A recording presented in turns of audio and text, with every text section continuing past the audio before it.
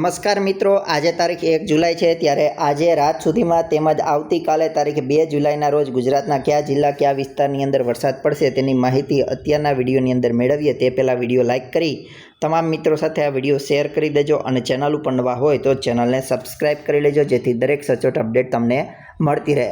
સૌથી પહેલાં આપણે માહિતી મેળવી લઈએ તો હવામાન વિભાગ દ્વારા તારીખ 1 જુલાઈ અને સાંજે 6 વાગ્યે જે અપડેટ આપવામાં આવે છે તેના દ્વારા આપણે માહિતી મેળવીએ કે આગામી દિવસોમાં તેમજ આવતીકાલે ગુજરાતના કયા જિલ્લાની અંદર વરસાદ પડશે। તો સૌથી પહેલાં આપણે રેનફોલ ડિસ્ટ્રીબ્યુશનની અંદર જતા રહીએ તો તમે અહીં જોઈ શકો છો ભારતીય હવામાન વિભાગ દ્વારા દરરોજ મેપ બહાર પાડવામાં આવે છે। તેની અંદર આવતીકાલે તારીખ 2 જુલાઈ એટલે કે 2/7/2026ના રોજ ગુજરાતના કયા જિલ્લાની અંદર વરસાદની શક્યતા રહેલી છે તેની માહિતી આપણે મેળવીએ તો તમે અહીં જોઈ શકો છો કે ગુજરાતના મોટા ભાગના તમામ જિલ્લાઓની અંદર વરસાદની આગાહી છે તે જોવા મળી રહી છે। ખાસ કરીને જો આપણે વરસાદના જોરની માહિતી મેળવીએ તો દક્ષિણ ગુજરાતના તમામ જિલ્લાઓની અંદર વરસાદનું જોર જોવા મળશે તેમજ ગુજરાતના બાકીના જિલ્લાઓની અંદર પણ વરસાદી માહોલ આવતીકાલે જોવા મળશે। ત્યારબાદ અહીં આપણે જોઈએ તો આગામી દિવસોમાં તારીખ 3 જુલાઈ 4 જુલાઈ 5 જુલાઈ 6 જુલાઈ અને 7 જુલાઈ એટલે કે આગામી તારીખ 7 જુલાઈ સુધી ગુજરાતના તમામ જિલ્લાઓની અંદર ભારેથી અતિ ભારે વરસાદ પડશે। અને ખાસ કરીને માહિતી મેળવીએ તો તારીખ 3 જુલાઈથી લઈ અને તારીખ 6 જુલાઈ દરમિયાન ગુજરાતના મોટાભાગના વિસ્તારોની અંદર ભારેથી અતિ ભારે વરસાદના સારા એવા રાઉન્ડ આવે તેવી શક્યતાઓ રહેલી છે। હવે થંડરસ્ટોર્મ એક્ટિવિટી એટલે કે ગાજવીજ ગુજરાતના કયા જિલ્લાની અંદર જોવા મળશે તો આવતીકાલે તારીખ 2 જુલાઈના રોજ ગુજરાતના તમામ જિલ્લાઓની અંદર ગાજવીજ સાથે વરસાદ પડે તેવી શક્યતાઓ હાલ જોવા મળી રહી છે। હવે કયા વિસ્તારોની અંદર ભારે વરસાદની આગાહી આપવામાં આવી છે તેની માહિતી મેળવીએ તો તારીખ 2 જુલાઈના રોજ ગુજરાતના કયા વિસ્તારોની અંદર ભારે વરસાદની આગાહી છે તો તેની અંદર તમે જોઈ શકો છો કે ભાવનગર, અમરેલી, ભરૂચ, નર્મદા અને તાપી જિલ્લાની અંદર અતિ ભારે વરસાદની આગાહી છે। તો ગીર સોમનાથ, જૂનાગઢ, રાજકોટ, બોટાદ, વડોદરા અને છોટાઉદેપુરની અંદર ભારે વરસાદનું યલો એલર્ટ આપવામાં આવ્યું છે। તો સુરત, નવસારી, વલસાડ, ડાંગ અને દમણ દાદરા નગર હવેલીની અંદર તારીખ 2 જુલાઈ માટે અત્યંત અતિ ભારે વરસાદની આગાહી છે તે ભારતીય હવામાન વિભાગ દ્વારા આપવામાં આવી છે। અને જેમ વરસાદી સિસ્ટમ નજીક આવતી જાય છે તેમ આ વિસ્તારોની અંદર વધારો અને ફેરફાર પણ જોવા મળતો હોય છે। તો હાલની માહિતી મુજબ જોઈએ તો તારીખ 3 જુલાઈથી લઈ અને તારીખ 6-7 જુલાઈ સુધી ગુજરાતના બધા જિલ્લાઓની અંદર વરસાદી માહોલ રહેશે। અને ખાસ કરીને દક્ષિણ ગુજરાતના ભાગો તેમજ સૌરાષ્ટ્રની અંદર ભાવનગર, અમરેલીના વિસ્તારોની અંદર આગામી 7 જુલાઈ સુધી ભારે વરસાદના રાઉન્ડ આવે તેવી પૂરેપૂરી સંભાવના રહેલી છે। અને આપણે હવે આગામી બીજી એપ્લિકેશનના માધ્યમથી પણ અપડેટ મેળવી લઈએ। ભારતીય હવામાન વિભાગ દ્વારા દરરોજ અપડેટ આપવામાં આવે છે તો દરરોજ અપડેટ મેળવવા માટે ખાસ આ વિડીયો લાઇક કરી તમામ મિત્રો સાથે શેર કરજો। હવે આપણે બીજી એપ્લિકેશનના માધ્યમથી પણ આગામી દિવસોમાં એટલે કે આવતીકાલે ગુજરાતના કયા વિસ્તારોની અંદર વરસાદ પડશે તેની માહિતી મેળવી લઈએ।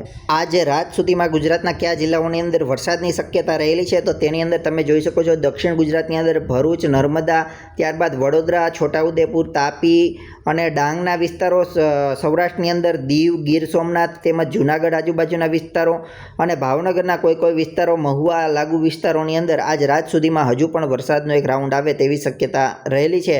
ત્યારબાદ આગામી 24 કલાક દરમિયાન એટલે કે આવતીકાલે ગુજરાતના કયા જિલ્લાઓની અંદર વરસાદ પડશે તો તેની અંદર ગુજરાતના ઘણા બધા વિસ્તારોની અંદર ભારેથી લઈ અતિ ભારે વરસાદ પડશે। જેમાં દક્ષિણ ગુજરાતથી આપણે શરૂઆત કરીએ તો ભરૂચ, નર્મદા, સુરત, તાપી, વલસાડ, તે સિવાય અહીંયા તમે જોઈ શકો છો ડાંગ આજુબાજુના વિસ્તારો અને ખાસ કરીને મહારાષ્ટ્ર લાગુ બોર્ડરોની અંદર અત્યંત ભારે વરસાદ પડશે। તેમજ મધ્યપ્રદેશ લાગુ બોર્ડર વિસ્તારોની અંદર છોટાઉદેપુર આજુબાજુના વિસ્તારોની અંદર પણ અત્યંત ભારે વરસાદની શક્યતા આગામી 24 કલાકની અંદર રહેલી છે।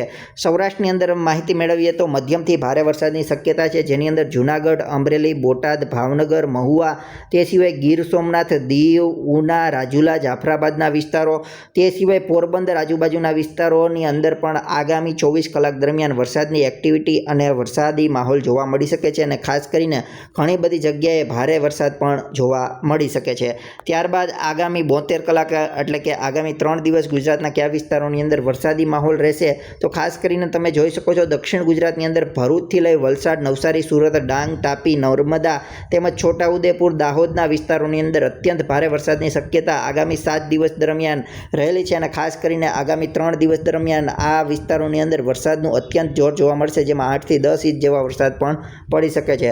સૌરાષ્ટ્રની અંદર માહિતી મેળવીએ તો જૂનાગઢ, અમરેલી, બોટાદ, દીવ, ગીર સોમનાથ, જૂનાગઢ, તે સિવાય મહુવા, ભાવનગરના વિસ્તારો, બોટાદ લાગુ વિસ્તારો, પોરબંદરના જૂનાગઢ સાથે જે બોર્ડર ધરાવે છે એ વિસ્તારો અને રાજકોટ, સુરેન્દ્રનગર, અમદાવાદ આજુબાજુના વિસ્તારો, ખંભાત આજુબાજુના વિસ્તારોની અંદર આગામી 3 દિવસ દરમિયાન વરસાદની એક્ટિવિટી વધશે, એટલે કે વરસાદી માહોલ ધીમે ધીમે છે તે વધતો જશે. હાલ ચોમાસું છે તે તમે જોઈ શકો છો આ લાઇનની અંદર આવી ગયું છે, એટલે કે સૌરાષ્ટ્ર અને દક્ષિણ ગુજરાતના અમુક ભાગોની અંદર ચોમાસું છે તે હાલ બેસી ગયું છે.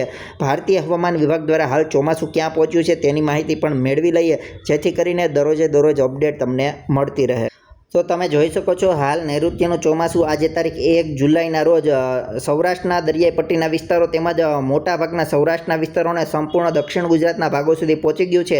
આગામી દિવસોમાં આ ચોમાસું મધ્ય ગુજરાત, ઉત્તર ગુજરાત અને કચ્છના વિસ્તારો તરફ આગળ વધશે.